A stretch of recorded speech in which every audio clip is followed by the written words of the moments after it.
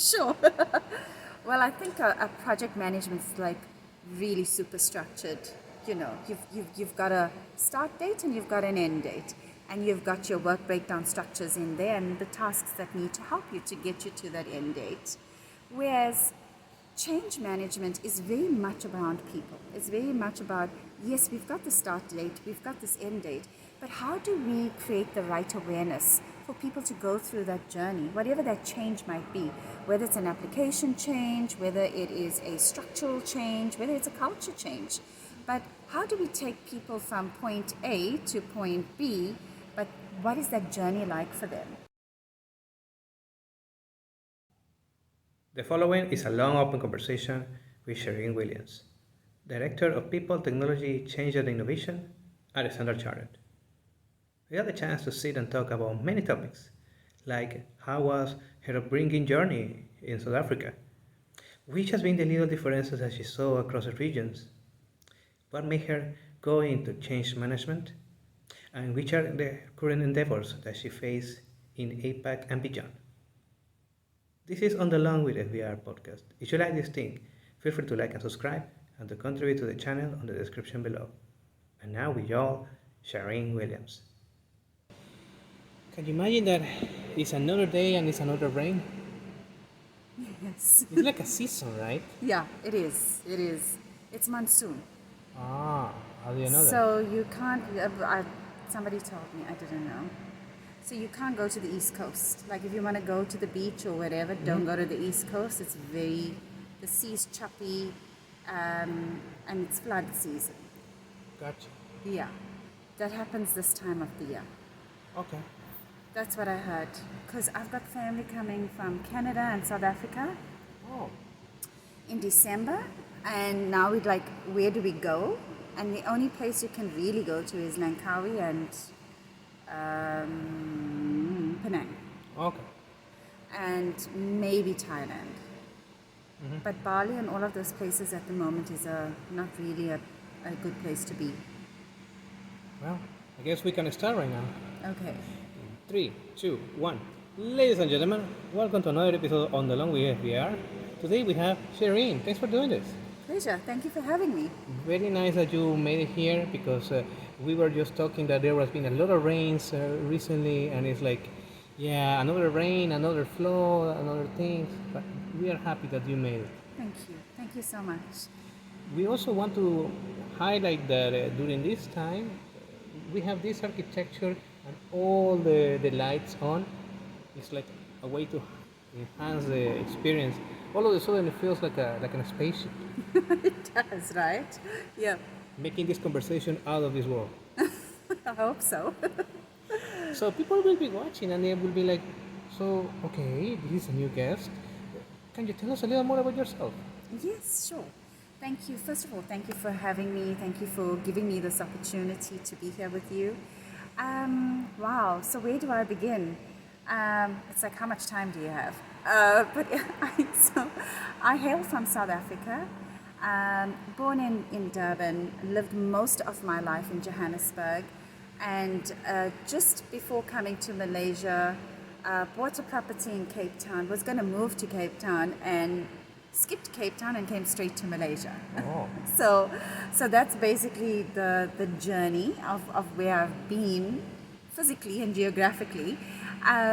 But from very humble beginnings, and when I was brought up in Durban, I obviously lived with my parents and my brother and my sister, and a lot of that has to do with who I am today, because obviously that is your foundation, that's your value system, your principles and your models. And when I say humble beginnings, one of the things that I've done is I've authored a book called The Currency of Kindness, and I make reference in that book to my upbringing, and a lot of it is to do with my mum. So when we moved to Malaysia in the end of 2019, which was just before COVID happened, and during COVID I lost my mother. So that was really hard. It was really hard, and it took me right back to where I was brought up, to where I've been and where I've come from. And when I think about just putting the book together, it was really hard because it was a time of real grief, a time of where the world was in such a crazy place. It was like this pandemic, and just people didn't know like what was going to happen, just losing loved ones. You know, the whole world was going through the same thing, and that really made me think about just the urgency of change that's happened in the world. And my mother was a businesswoman, and she sold fruits and vegetables to basically put food on the table for us and to educate us. And when I wrote the book, I went back there. I went back to that time. And what she would do is she would actually bring home a +1 with her. Every so-called week, she would bring somebody home. And when we actually got to meet this +1, they were a homeless person. And they were somebody who didn't have the luxuries that we had. Even though it was humble beginnings, we still had a roof over our head, a plate of food to eat, clothes on our back, and we were clean. So she fundamentally took those people and empowered them with her empathy, with her compassion. And they would join us. They would come home, and she had a strategy. The strategy was they would help her carry all her vegetables home that she'd have to make for supper for us, and give them a plate of food, clean them up, you know, say, Shereen, go and find these people some clean clothes, give them a bar of soap, whatever that might be, and they would share a meal with us. And what she would do is she would say to them, come and see me tomorrow, I will give you a job. I will help you, I will empower you. And that for me was kindness in business. I didn't realize it then until later on when I was in business, when I was in organizations, when I was surrounded by people and just seeing behaviors around me. And I realized that's actually kindness in business. And that's about empowering each other, because she stood back. Yes, there was rules and regulations, there was roles, there was responsibilities, there was boundaries, but she allowed somebody to flourish.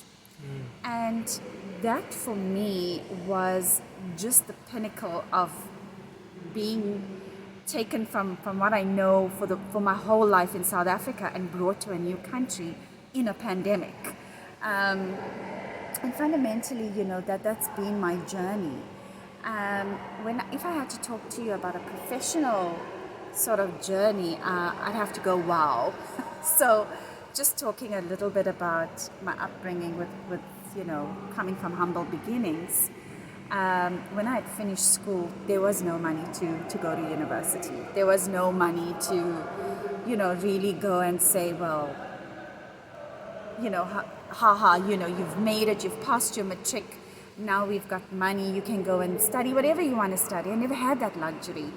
So the only luxury I had was standing in a queue at the labor department and looking for a job. And I remember very clearly going and standing in this queue at 7 o'clock in the morning with like almost 200 people before me looking for a job.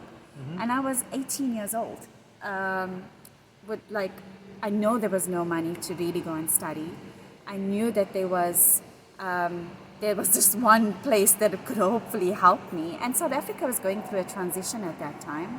And I wasn't sure whether I would actually have the opportunities to actually find a job.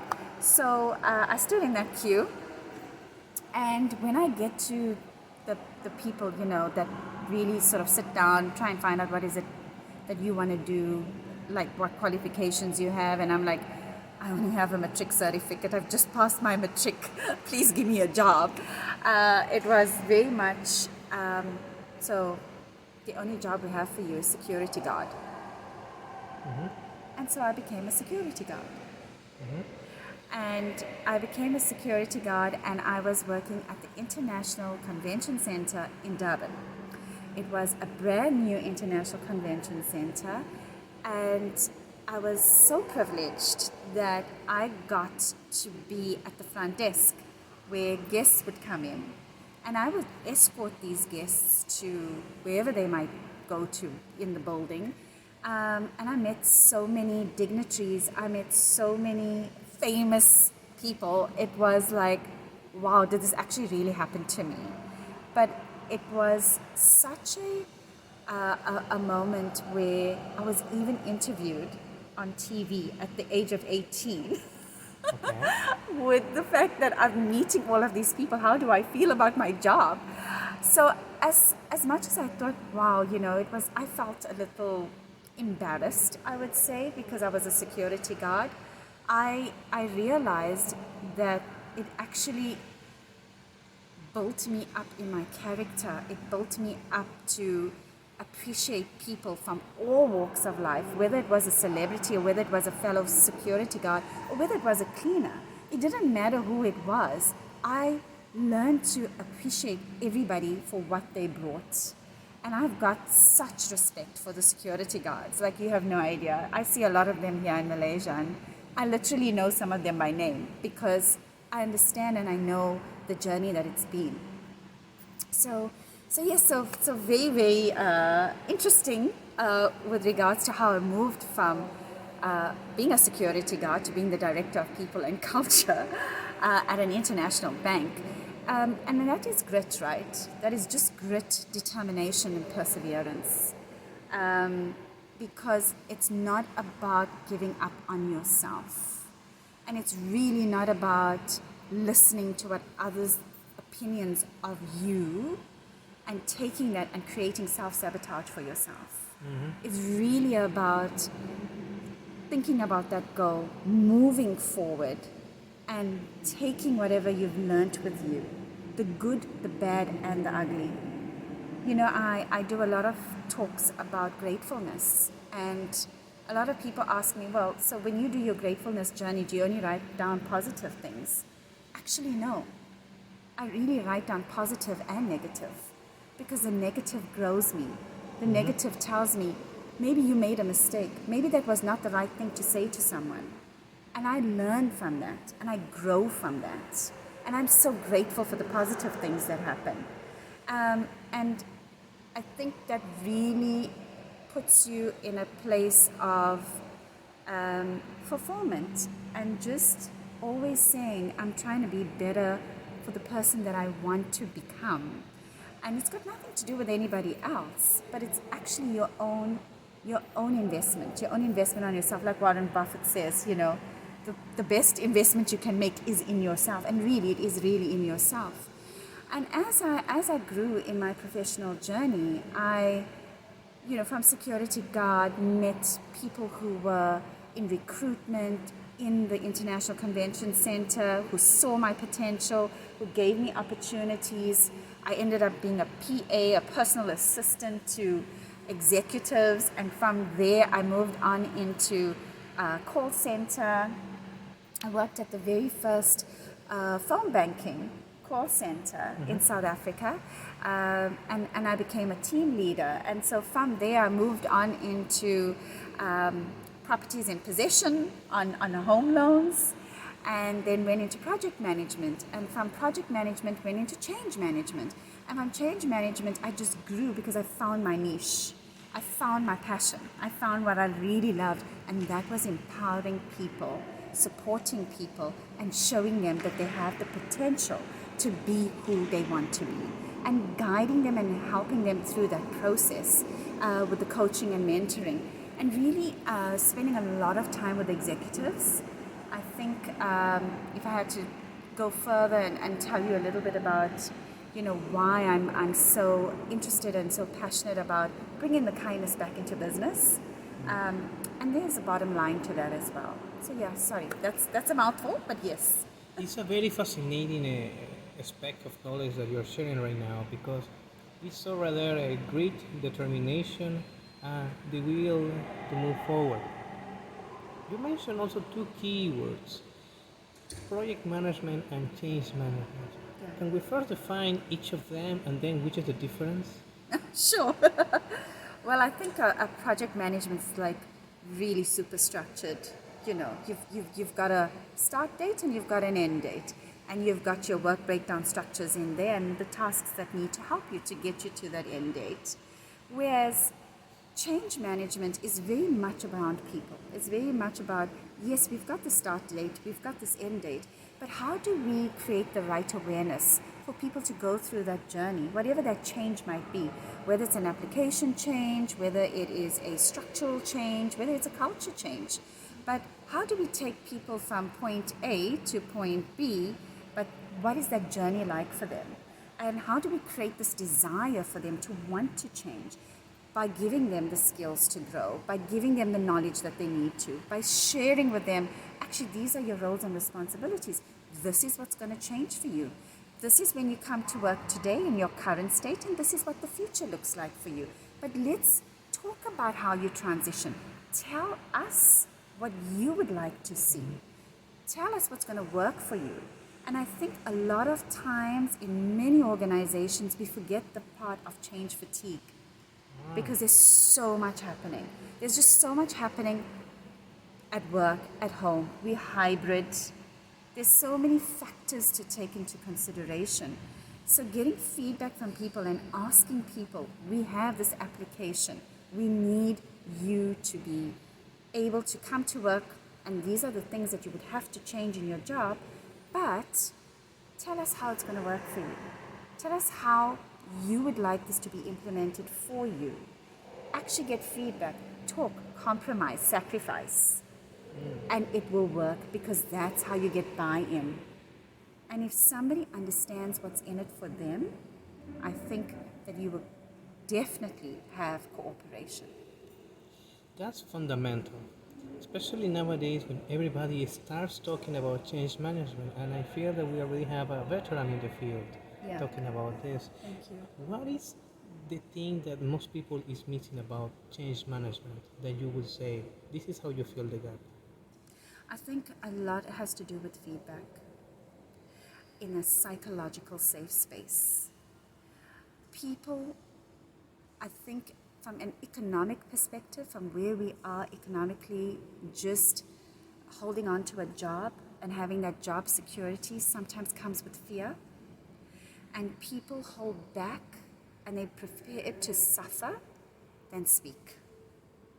And when we allow people to give us feedback in a psychological safe space, understanding what those issues or problems might be, prioritize them, and say, let's come together and let's speak. Let's have a human conversation.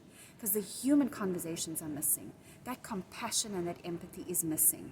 Yes, being kind means, tell me what the vision is. Tell me what the objectives are. Tell me what those OKRs are. Show me how I can add value.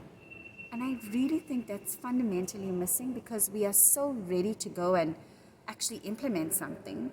We actually forget who we're taking with us on that journey. Now, let me put a contrarian view, because usually when people have enough money after they're working or they happen to save, there is a so-called, I don't want to swear, but it's like, hey, they fuck your money. Like, yeah, I can't quit. And it's like, that contrarian view can be a little shocking, because one has the freedom to say, well, I'm not comfortable here anymore, let me get out. And the other one is like, I still need to get here. And sometimes organizations can take advantage of this. How can, as employees or employers, can negotiate to bring a better change management? Because I see also these two sides of the spectrum trying to coexist. Absolutely. It just makes me think about our generations. Who's in the workplace at the moment? We've got 4 generations. That's right. And you've got 2 generations. One is getting ready for retirement. One is working towards retirement. The other one is like, well, should I, shouldn't I? And, I would say the baby boomers and the Gen Zs are your generations that are, well, one's getting ready for retirement, the other one's working towards retirement. And your millennials and your Gen Zs are trying to figure it all out. The Gen Zs are quite adamant that they really want to show value, be valued, and have that validity and belonging, and work where meaningful jobs are, and they were going to move around, and they're going to go and find that.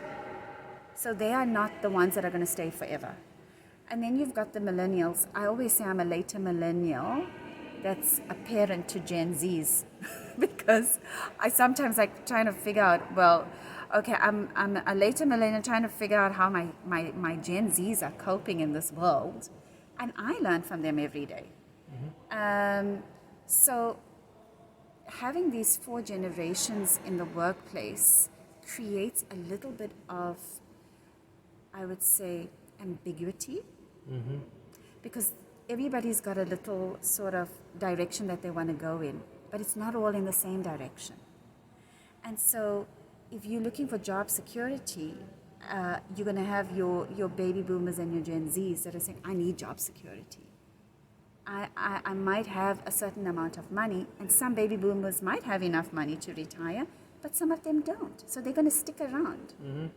And they're going to stick around and struggle to communicate with the Gen Z, because the Gen Z wants something different. They're looking for meaningful stuff, value stuff, belonging, and here you've got this group of people that are saying, well, actually, I'm just waiting for my time. So it's about how we communicate with each other, and we're still learning and we're still growing there. I can say from a diversity, inclusive, and equity perspective, there's lots being done, but there's way more that still needs to be done. And it's having conversations. And I call it really hard conversations, because one needs to understand the other. I do a lot of hard conversation. I do training, but I do more actually getting people in a group and putting them in situations. Because the only way that you can actually learn psychological safety is through a scenario. It's through actually putting somebody through that process, because of our biases, our unconscious biases. So that's how I see moving forward that organizations can actually work towards that, and really looking at inner development, right? Inner development within yourself, and being conscious of the words and the things that come out of your mouth. That's very clarifying, because from the outside it's like they are so different. What are the topics they can talk about?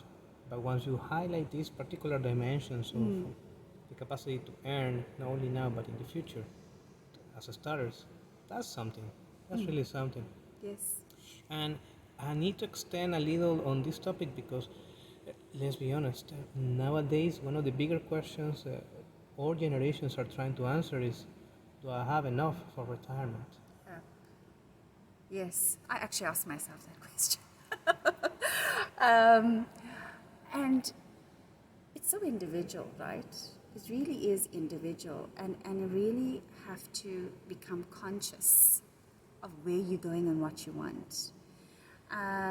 When you think about your goals, and when you think about how do I actually gain what I need to gain, is it I want to invest in property? Is real estate something that's going to really sustain me for my pension, besides whatever I've worked for, or however that pension fund works? If you look at countries where there's real poverty and people don't have the luxury of having a pension, how did they sustain their lives? And how many governments can you actually count are able to sustain their people going on pension? I think there's very few.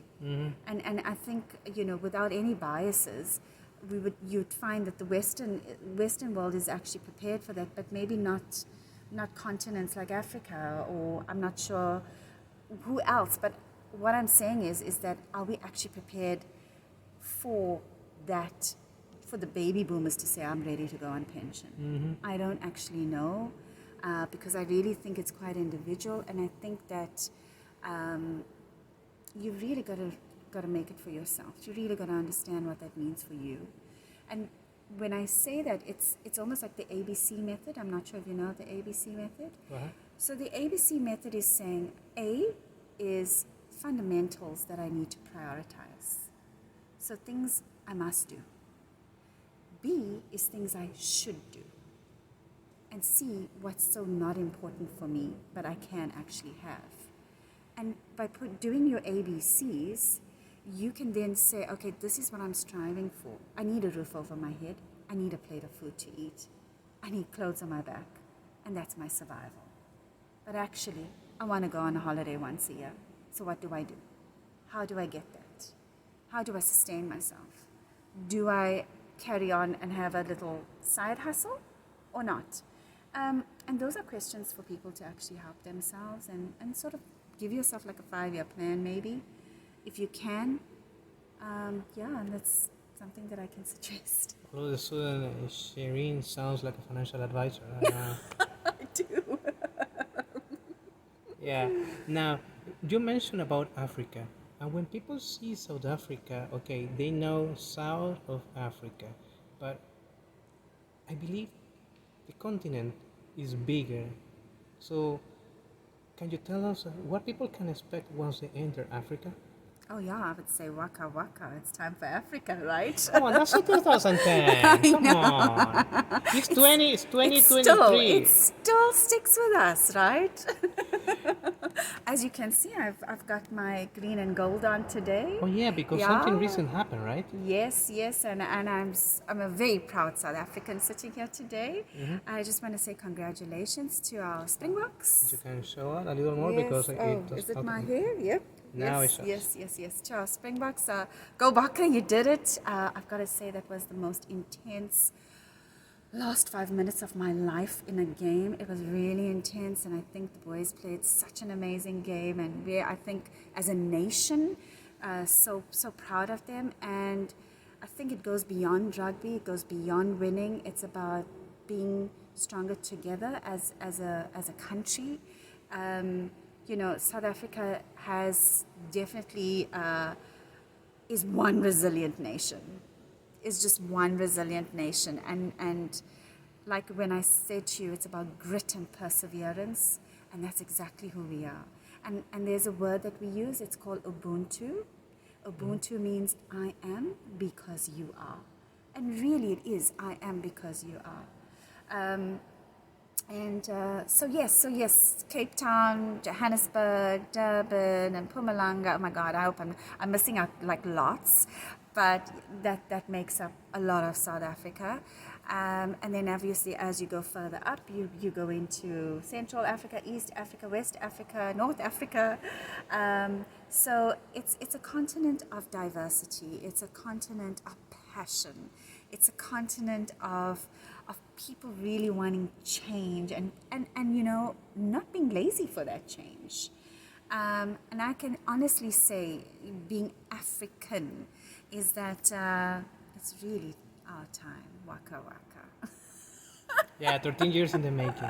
Yes, 10 years in the making. But what happened recently also brought me the memories of, I remember the movie with Matt Damon about the rugby thing.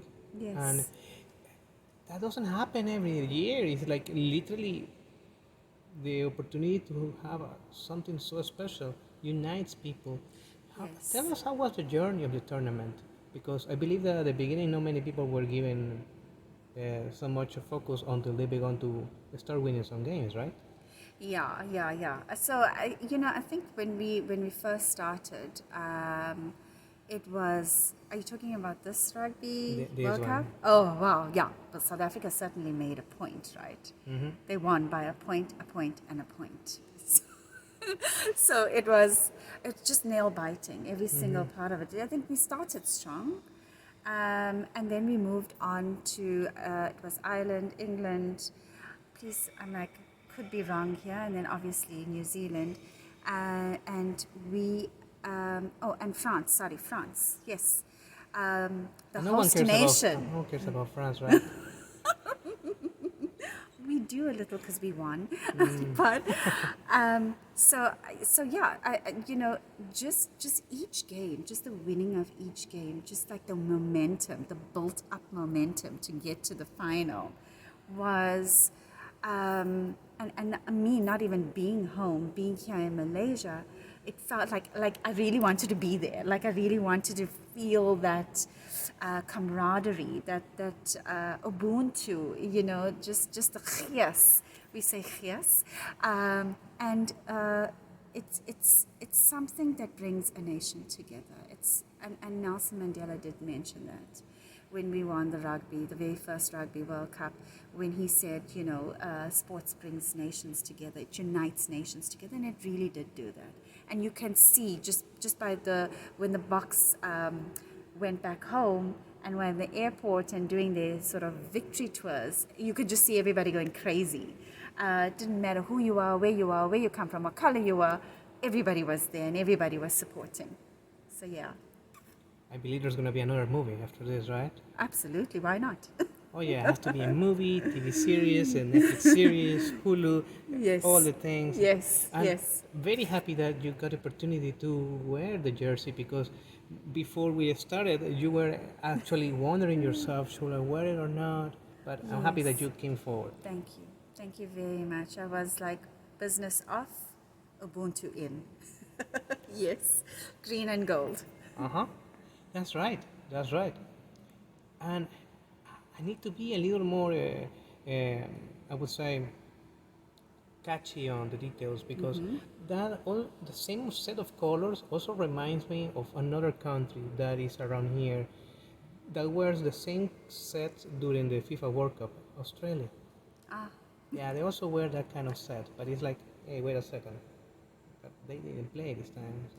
no, they didn't. Yeah. With all due respect, I think they're a great team. Yuck. No comment.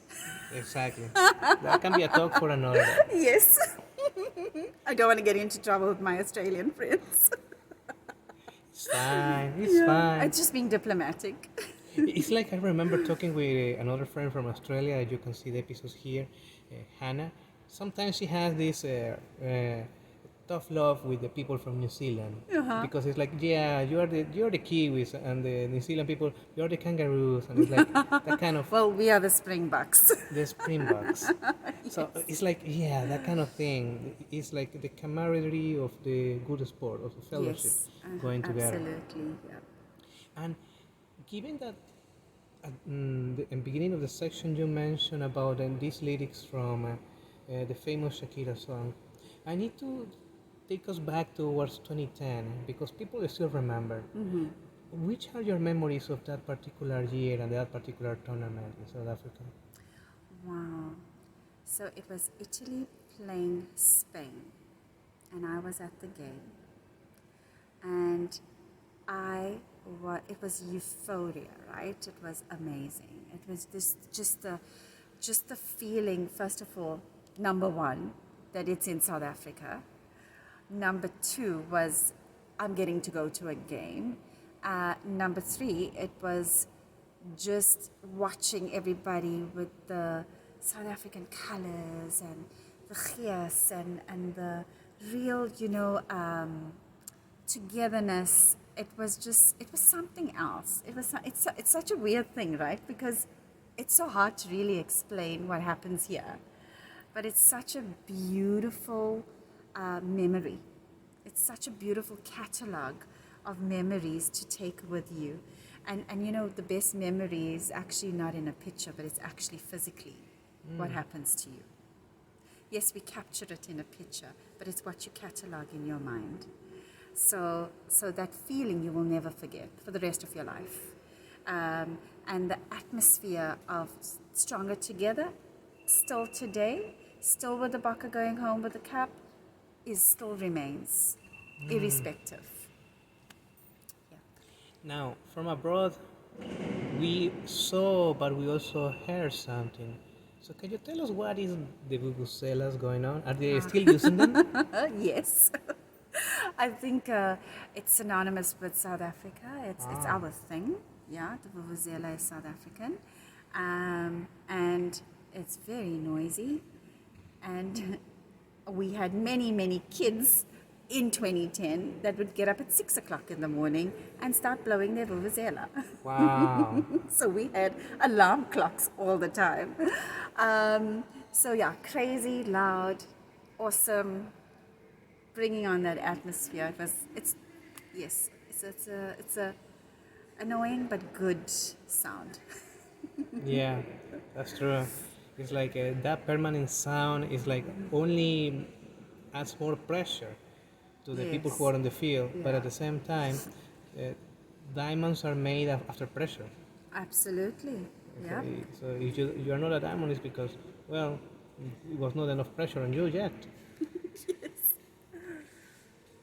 Now, going back towards your journey, you started in South Africa, and then when did you realize that project management and then change management was an opportunity to say, that's an avenue I can take forward?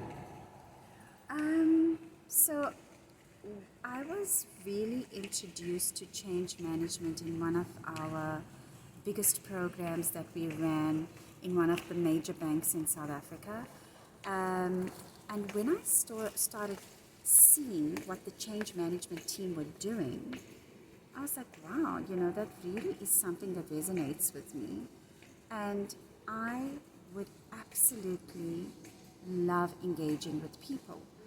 And I was so privileged and I was so lucky that I was given the opportunity to actually participate in change management activities. And at that stage, I was a junior project manager and almost like a administrator to many of the project managers as well on my project management journey. And I sort of voiced out that from a career progression perspective, I'd really like to go into change management. And so I started doing things, basically assisting the change managers so that I could learn from them. And that gave me the exposure. It made me understand the methodology. It made me understand the framework. It made me understand, okay, this is what happens when we begin a project. This is what actually happens during a project. And this is what happens at the end of a project. So I got to really see the life cycle of a change management program sitting within a technology. And then I got to learn a bit more about technology. I got to learn the SDLC, which is the life cycle of an IT project. And then I was given the opportunity to become a Scrum Master, where I started learning, taking me back from PMBOK and Prince 2 and moving on to Agile. And really getting into the trenches of what Agile means. And at that stage, change management and Agile were having a little argument with each other, because how do I fit in my traditional change management sort of holistic pro-sci ADKA model into Agile? And it was such a transition, I think, more not for users but for change managers. And we had to okay, actually this is not going to work. I need to start changing, twisting, massaging, looking at my tools. What do I put, in sprint 1 versus what I do in sprint 10? What is an MVP? How do we create the transition for people not having change fatigue, because we are doing iterations of implementations. So how do we sort of say, okay, in this iteration, this is what's going to change. In the next iteration, this is what's going to change, without giving them that change fatigue. And that brings me right back to the compromise and having the discussions and having those focus groups and saying, okay, this is how much we can handle. Yes, we've got our BAU to do. We are client facing, so our priority goes there. And maybe this is what we do, or this is how we sort of help from a program perspective or from an implementation perspective. These are the people we can give you. These are the testers we have. This is our user acceptance, whatever that might be. But it is a conversation. It is a negotiation with your product owners. So that's been the whole change management transition for me. And I believe during those conversations, you had tough debates with the conservative agiles or the agiles and conservatives. I don't know, because there are people that are always so tight to the agile manifesto. Oh, yes. And how did you win them over? Conversations. I always, I live by the fact that if we respect each other and we engage each other, we will win. We will absolutely win. And that's what I mean about kindness in business. I mean about having those hard conversations in a respectful way. Because if you trust me enough to actually get the job done, then allow me the autonomy to actually do that job. Now, Agile is actually saying all of those things. That is actually the Agile Manifesto, in layman's terms. However, your hardcore software engineers are people who are really so important in getting the job done, in building the right sort of software application, whatever that might be. And how do we negotiate with each other? Because putting yourself in their shoes and then putting themselves in your shoes. And really having conversations. It's really about how effective our communication is. Because if we don't understand each other, it's not going to work. Period. It might sound basic, but it's actually so fundamental, because when you mention about having the conversation, like pick the phone and call them, it's also the same way that Jared Kushner has been doing the negotiations in the Middle East. Yeah. Because it's like, okay, and people may say, wait a second, what are you talking? There is an episode with Lex Friedman and Jared Kushner for almost 3 hours, and he mentions how when he was the special envoy for the president to do the peace treaties, he realized that, okay, it's about communication, hearing, not asking questions, but just being interested to see what else can be done. And most of the people on the other side of the table were like, that's why you are going to make the changes, because you are the only one who's not imposing, but is actually listening and trying to see where is the middle ground. Absolutely. Do you listen to understand, or do you listen to reply? And when we speak, we tell the world who we are. And I am a strong believer in listening before speaking, because I want to understand when Fabian says to me, Shereen, this is my issues, this is what I'm going through. I need to put myself in his shoes, because I need to understand what is he going through, what are his setbacks, what are his challenges. And if I don't do that, I'm disrespecting you. And I know that if I listen to you, I'm already creating a safe space for you. And I already know that you are going to trust me. And that's half the battle won. Mm-hmm. The rest is, how do we solution? What do we put in place? How do we make this happen? That's the key. And that's basically how I've been living my life, literally. Now, you mentioned at the beginning that there is also another element that a lot of people is trying to use the word instead of actually making execution on this. And I need your expertise to clarify some doubts. Yes. DEI, Yes. diversity, equity, and inclusion. Yes. So what is that about?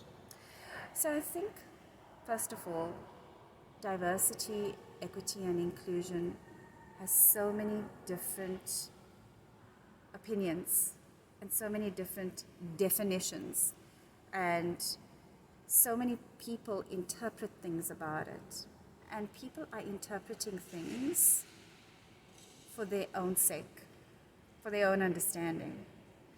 So in a diverse world, when I see diversity, it's everybody, it's everyone, every single one of us. It doesn't care who you are, where you come from, whether you're disabled, whether you're not disabled, whether you can see, whether you can't see, whether you can hear, whether you can't hear.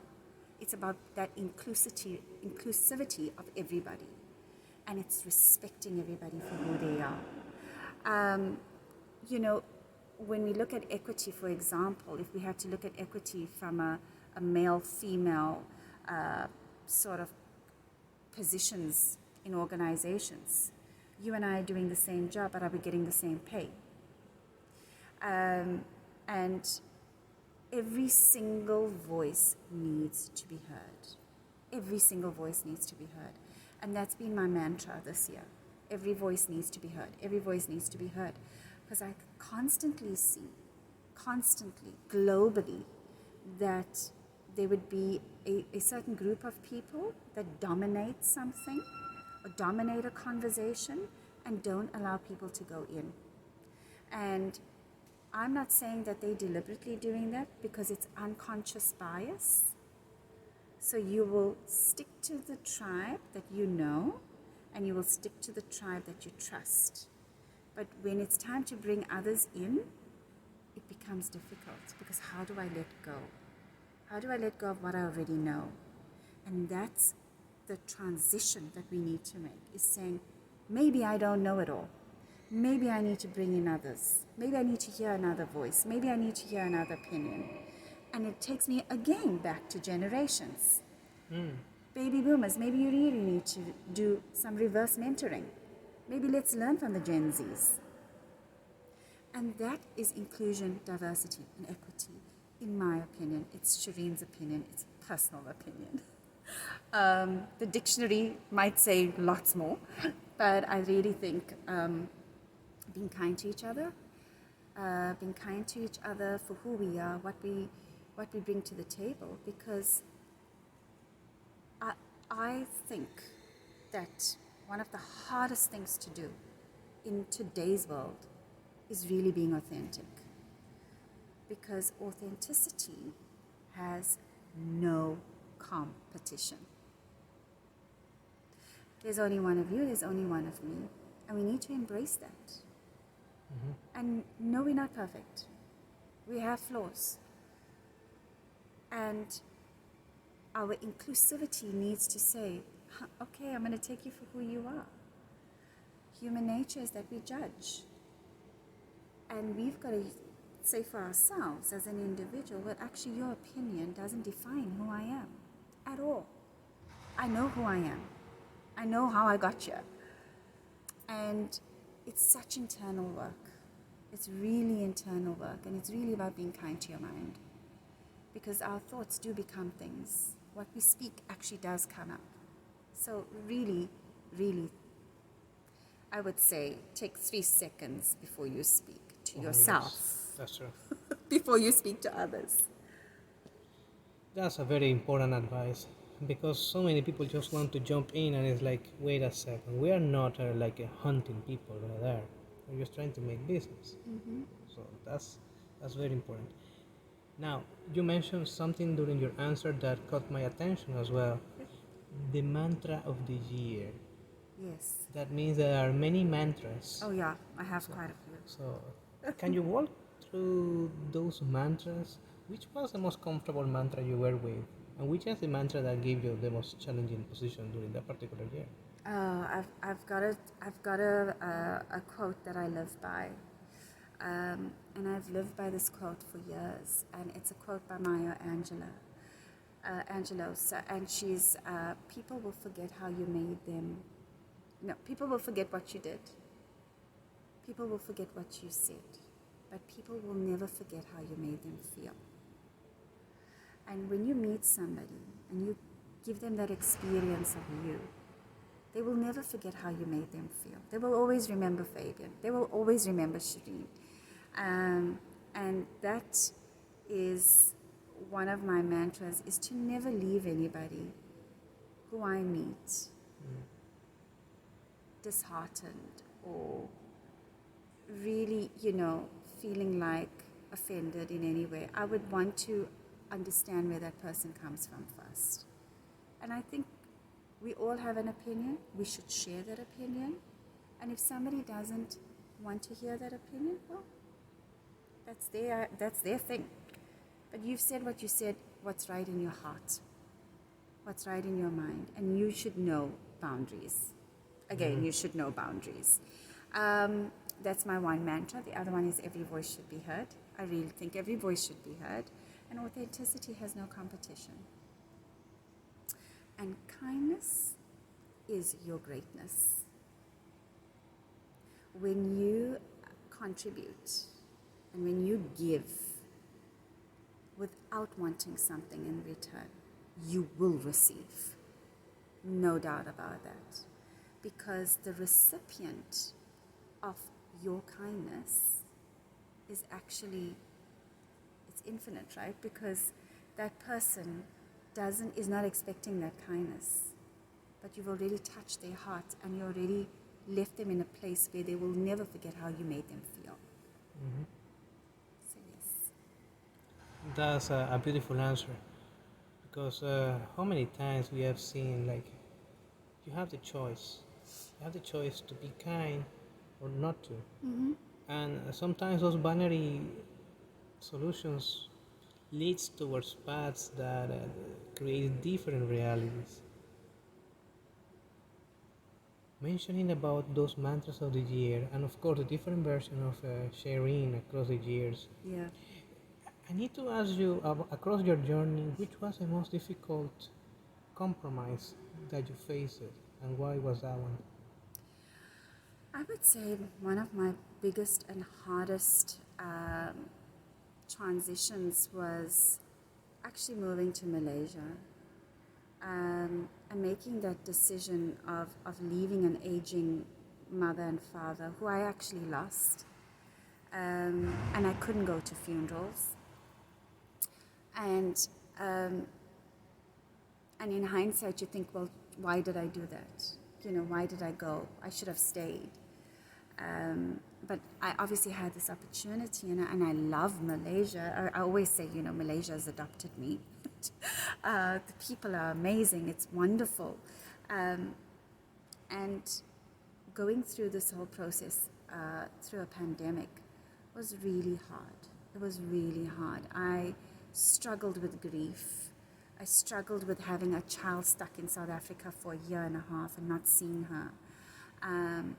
As a family, just trying to integrate into the culture, into the food, into just everything, school, everything. So that's really been hard. But I can say is that we go through seasons.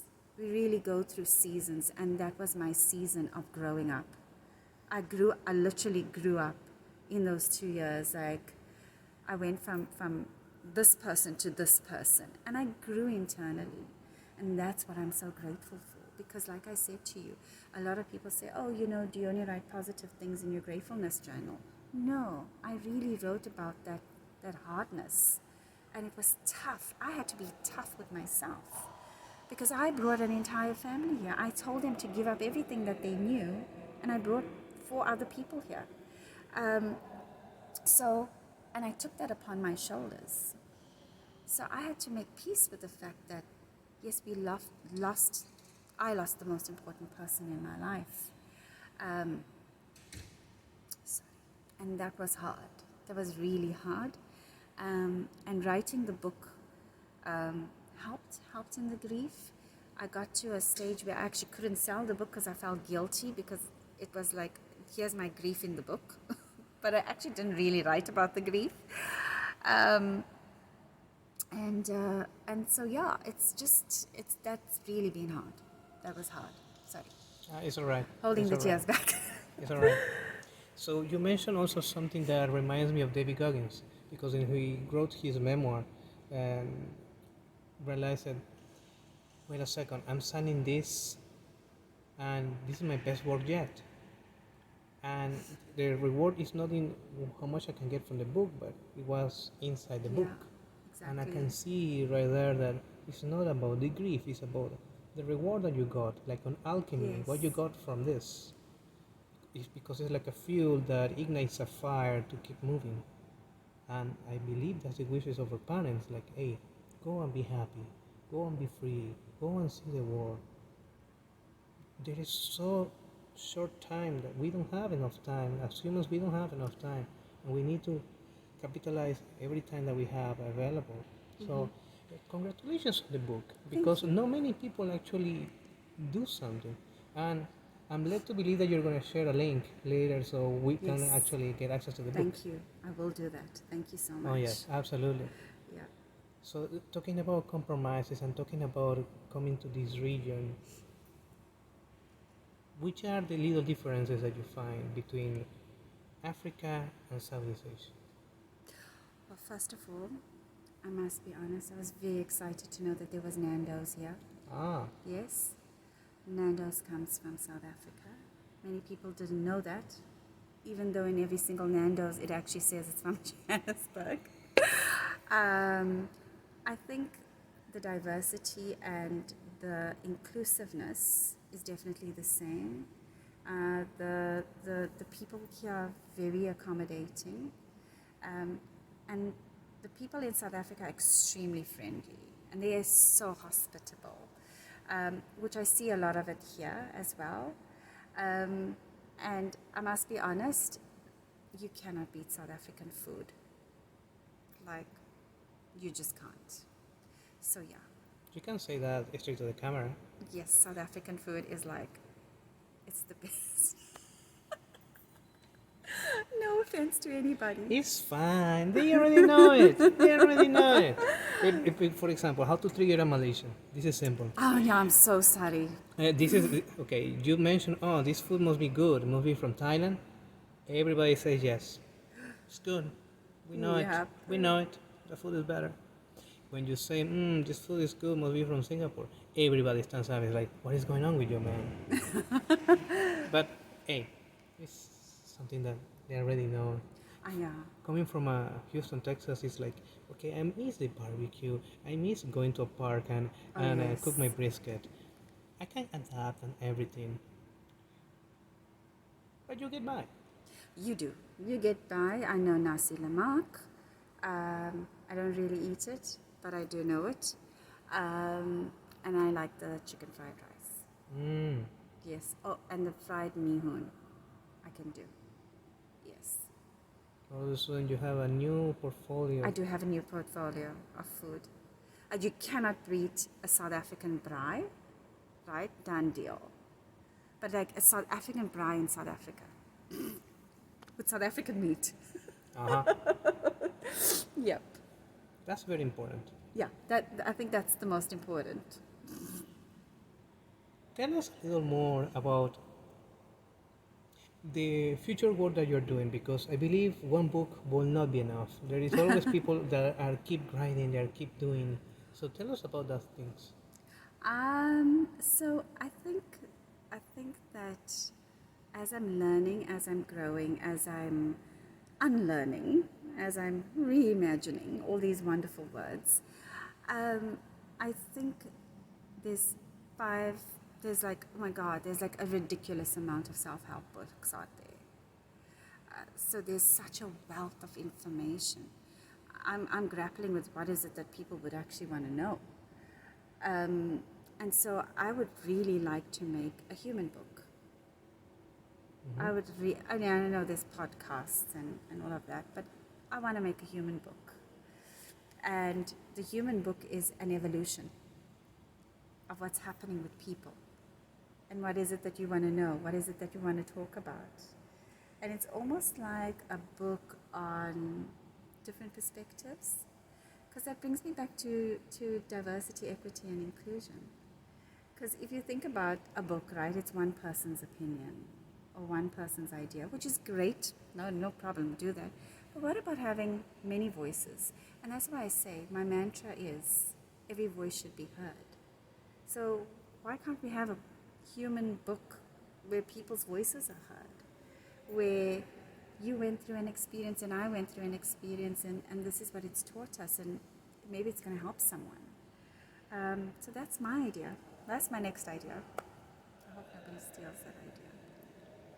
You know, in entrepreneurship, it's good to have the idea, but it's better to execute the idea. Yeah, I think this is point one, right? This is point one. First step to getting there. That's true. Yes.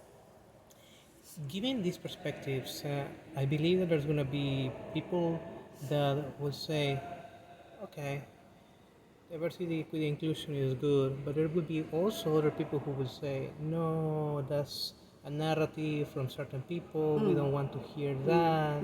And what word will you give to them to realize, okay, this is the gap to fill the void in the argument?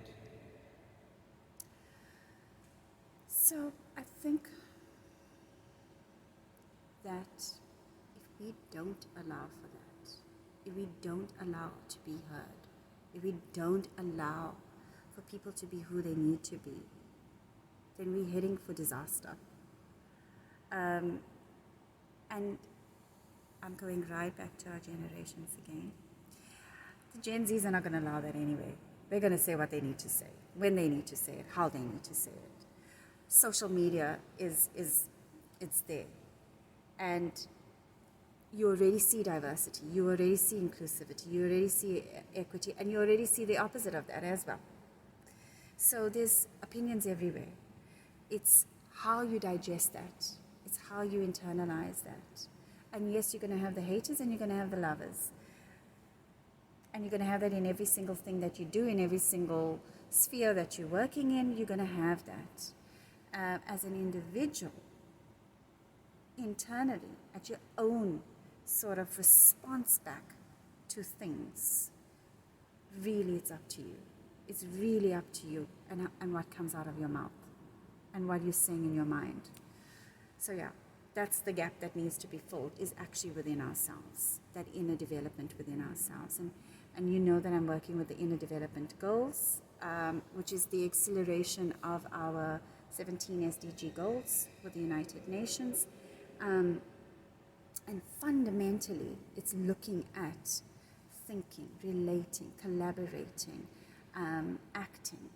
And all of these dimensions, there's 5 dimensions that you put together with 23 skills that really builds up that trust, that perseverance, that sort of let's have those hard conversations, let's see what they are, those types of things. But yeah, that's part of the inner development.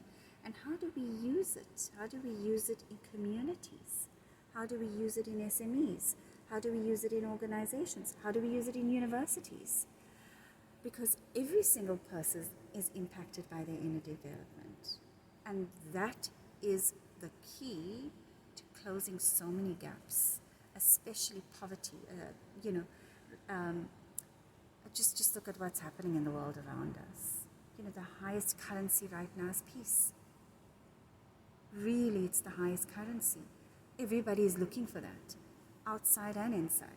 And I will say the most expensive currency is peace, because how many times we have seen through history that it's so easy to send people to war. Yes. But it's so difficult to say, hey, remain patient. We have peace, we can build things, we can trade.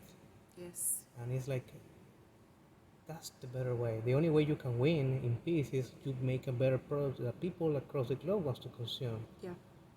Free competition, healthy competition. And I'm happy when you mentioned that product from South Africa was available here. I believe that's a byproduct of peace. Yes. Of a peaceful time. Absolutely. Yeah. I mean, we would love to bring South Africa to the world. I think there's in every corner you'd find a South African now, but yeah, we quite resilient to be all over the show. But yes, we'd love to bring South Africa to the world. Mm-hmm. Talking about South Africa to the world, there is always perceptions about South Africa that can be a little misguided. I remember by the time we were walking towards the studio, you mentioned some people never expect that I am South African or things like that. So can you elaborate a little more on that? Yeah, I mean, they say there's 7 of us in the world, right? We cloned 7 times. I'm just saying. But I think from South Africa being so diverse, that when I came to Malaysia and people were like, oh, so are you, without me speaking, like, you Malaysian? I'm like, no, I'm not. And they're like, oh, you look very Malaysian. So I'm very happy, thank you so much. But the diversity in South Africa comes from many different religions, races, different ethnic groups, whatever it might be.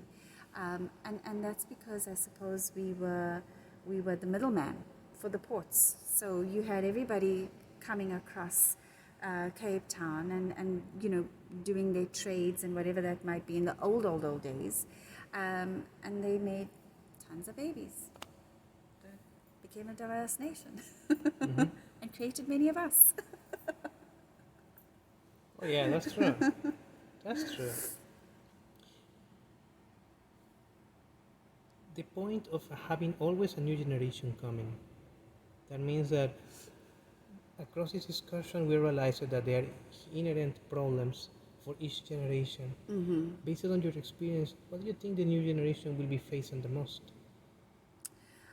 I think the new generation is going to be confused about future. And I think that I'm just speaking from what I'm living with at home, with the uncertainty of, do I need a degree? Is that really important going forward? When I retire, I want to be living in this island drinking cocktails. Is that a reality? Because they are literally being brought up by social media. Whether parents like to hear that or not, but that's actually the influence that they have at the moment. And that social media gets digested in every single human being, in every single Gen Z, in every single alpha that we're bringing back into the world now, differently. So it's going to mean different things for them. And as a parent, as a guide, or as a guardian, whoever you are to this generation, we've got to be very, very careful and certain about how we communicate with them.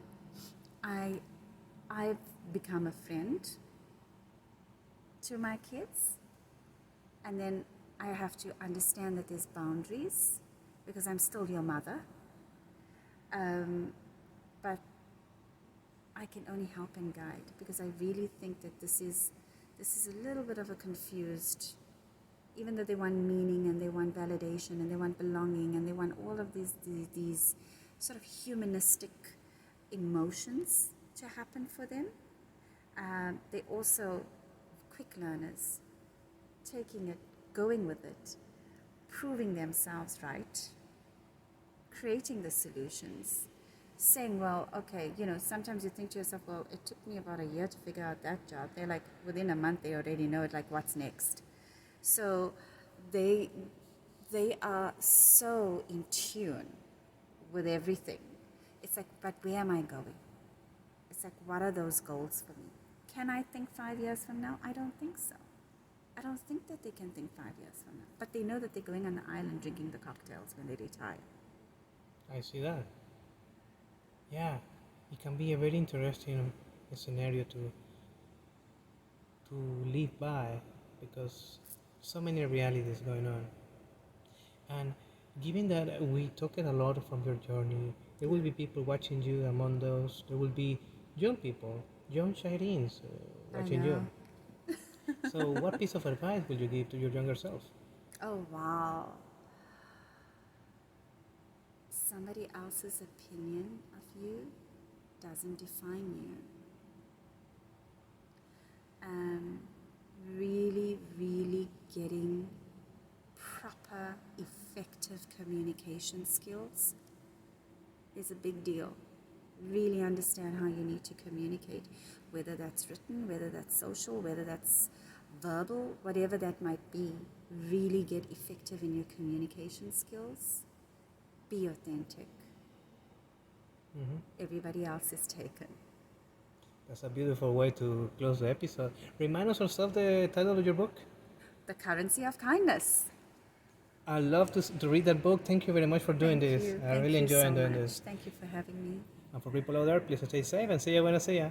Bye. Bye. And that's it.